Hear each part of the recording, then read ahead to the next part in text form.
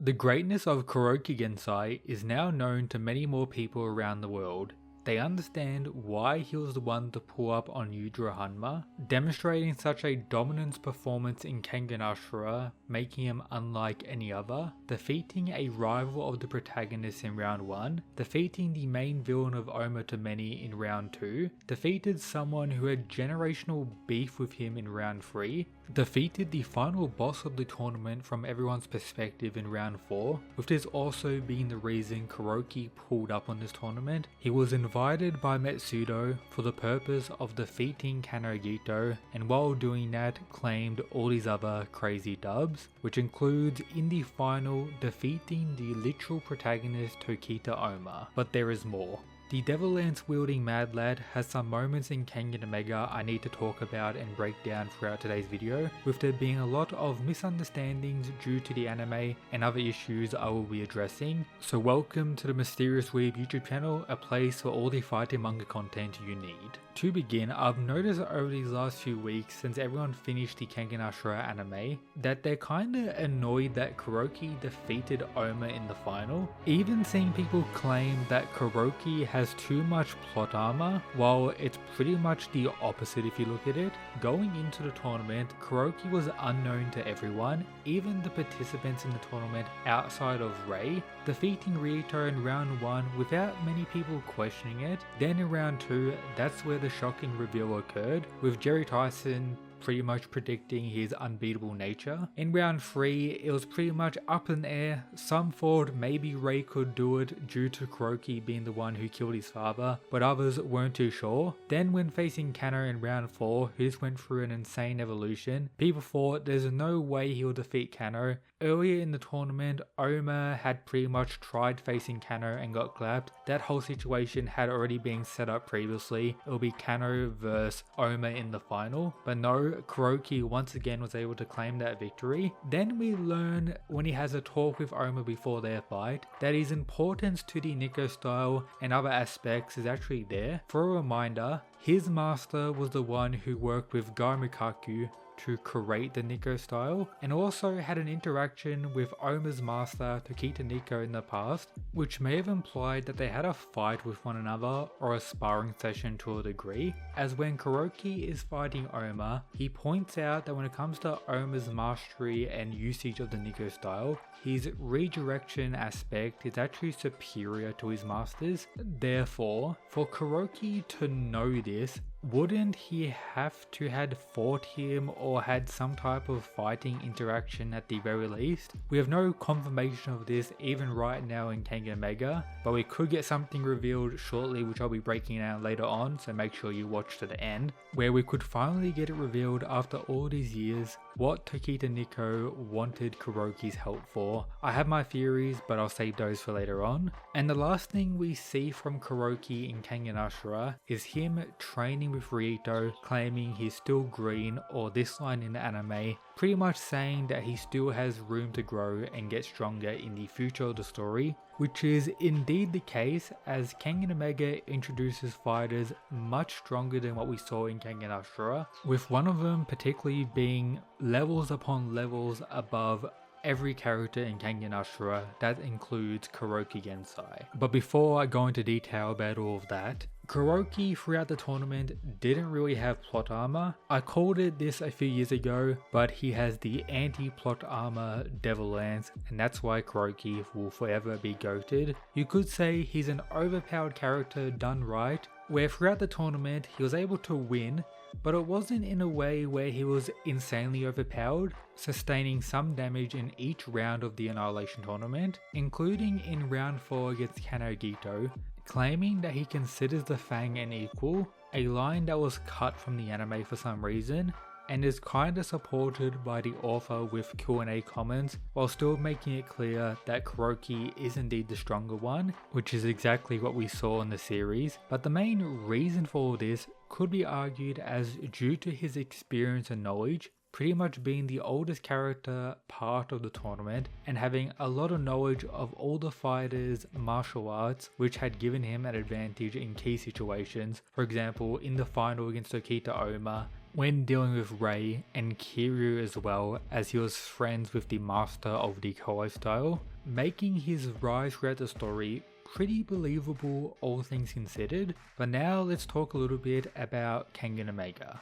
So for a reminder, between the end of Kengan Ashura and the start of Kengan Omega, there's a 2-year time skip. For Kuroki, 1 year of that was spent training Rito, and the other year we don't know what he was doing, probably his own training, as Kuroki does indeed get stronger in Kengan Omega. But he doesn't do anything fighting wise for quite some time. We have a big tournament known as Kengan vs Purgatory, where Kuroki wasn't selected or didn't want to be a fighter, but he was actually watching the fights, where we got some commentation from him or statements I want to talk about. The first major one was during Kano's returning fight against a Worm member and fellow Formless user Lu Tien, two fighters who were trained by the other Tokita Nico in the past, something the Kengan Ashura anime failed to include for Kano Gito. This is how he learned aspects of the Nico style and how he learned the Formless style as well. During their fight, Kuroki makes the following statement about Kano, which likely connects to the equal one he made during their fight back in Kengan Ashura. But the context is Kano over the 2 years was able to decrease the lag when switching from martial arts to formless state, leading Kuroki to say, "If I were to face you now, there will be no guarantee that I would win," resulting in many to view Kano and Kuroki as equals at this point in the story. Later on in the tournament, when we get introduced to a character known as Drota, someone who's pretty much one of 2 strongest characters in all of Purgatory, who is insanely overpowered when it comes to judo, forcing Kuroki to say this: "To think I'd find a fighter like him in a place like this. That man is on the same level as me." A statement that was very controversial at the time, and had people even claim that it was a mistranslation, and it more so meant that Drota devoted himself so much to judo he was able to get to this level, similar to how Kuroki devoted himself to his K1 style to achieve that level of mastery, meaning they are equals when it comes to mastery of one's martial art.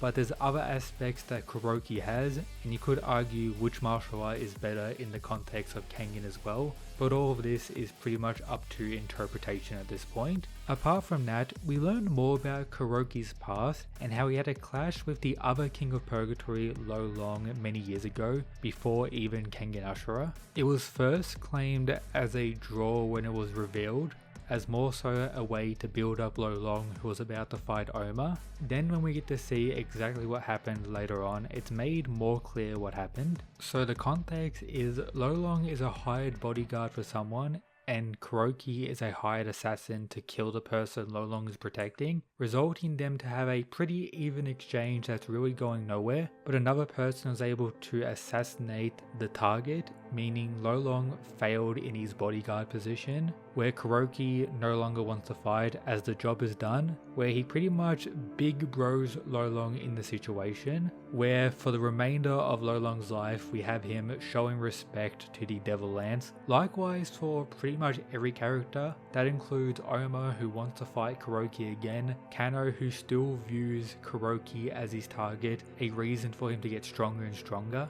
And then we finally get Kuroki having a fight in Kengan Omega. Now this is against Shenmue Long the Connector, the single strongest character ever introduced in the Kengan universe, someone who technically has over 5,000 years of experience and is fundamentally different to everyone else in the story, showing the ability to nerf himself like some type of robot.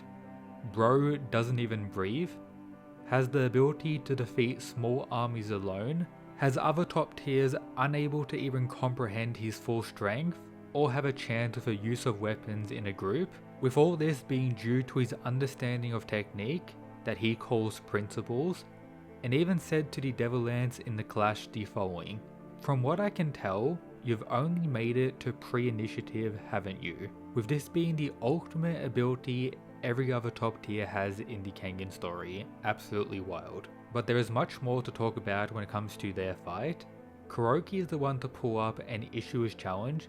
This is after being hired by a faction under the Prime Minister for the purpose of killing the Connector, attacking right away with his Devil Lance that actually forced Shen to block. Something you may think isn't that much or major, but compared to what anyone else has done, this is huge. Right away making Shen claim that Kuroki is stronger than anyone else he's met in this country, and as it continues, Kuroki is able to land counters when Shen attacks, while blocking any major damage from these goofy blows. Gensai also noticed that while it may not seem that way, Shen doesn't have any openings, needing to use these counters as the only way to land blows and do damage due to the insane training he's conducted with his Devil Lance, piercing Wulong with every counter. That actually gets the monster's respect. However, that's where the fight ends, due to Kuroki no longer being employed for this mission, and him being an assassin is technically what comes first, which may be surprising for a lot of people, but that's just Kuroki for you. He's known for being this character that got too strong and is bored and likely wants to have that crazy challenge, but still the grind set making those monies comes first. But we also get some very interesting comments from both of them. First is Shen hoping they fight again, and that if it does happen, Kuroki gets serious. And then he says the same thing back, revealing that Shen was only using one side of his body to fight. That's why the attacks look so goofy, and still to this day is absolutely wild looking back at it. So now that we've seen the strongest in Ashura fight, the strongest in Omega, at least for a little bit, it's clear that Shen is definitely something else, but also highlights that Kuroki is still the top dog outside of him, with Shen even claiming at a later point that Kuroki is the closest to what he wants, which was revealed as an equal, a fight where he can finally go all out with, the reason pretty much for the creation of the worm, all this clone stuff going on, why he's allowing Nico to do his wild stuff, all for Wulong to have a crazy fight against someone he views as an equal, which right now in the story is only himself, or more so the tiger version within him. But outside of that, this is a very good way to argue Kuroki is the second strongest in the Kengan story right now. Yes, there's arguments for other characters, but Kuroki being the second strongest considering his importance to some other top tiers like Oma and Kuroki makes a lot of sense. And if you guys don't really understand this, considering the statements Kuroki himself made during the Purgatory tournament I broke down earlier in the video, take note another time skip has occurred, making current Kengan Omega 4 years in the future compared to Kengan Ashura now, meaning Kuroki just got stronger and has remained in his top position, with other top tiers still recognizing Kuroki as that guy, which brings us to what Kuroki is doing right now. So a Kengan match is being set up between Shen and someone from the Kengan Association that will more so decide the fate of everything, with this fighter most likely being Oma that's being set up in the story. Therefore, to prepare for that fight, Kuroki and Oma are training together, and funny enough, Shen is also there talking with Oma right now, and probably soon to be Kuroki, which is going to result in even more reveals in the future of the Kengan Omega manga. Therefore, you better catch up right now. Apart from that, everyone else is getting stronger and stronger due to the pure existence of Shen in the story, which is absolutely wild. So with all that said, crazy stuff is bound to happen with Kuroki. I can't wait to see a future all-out fight with someone else, maybe a rematch with Kano, maybe a fight with Oma, rematch with Lolong, all these possibilities, crazy times. We also have a new Annihilation tournament set up for the future as well, meaning we could be getting multiple fights for Kuroki if he participates in that. But before you leave, check out the official partner of the channel, GamerSubs, with a 10% discount code for anything you guys want. I'm sure there's something on there that you guys would like, which also supports this content and the channel as a whole. Shout out to the members as well. You can get access to additional content, the ability to vote on the release of videos with some big ones coming soon. Well, that's it guys. Peace.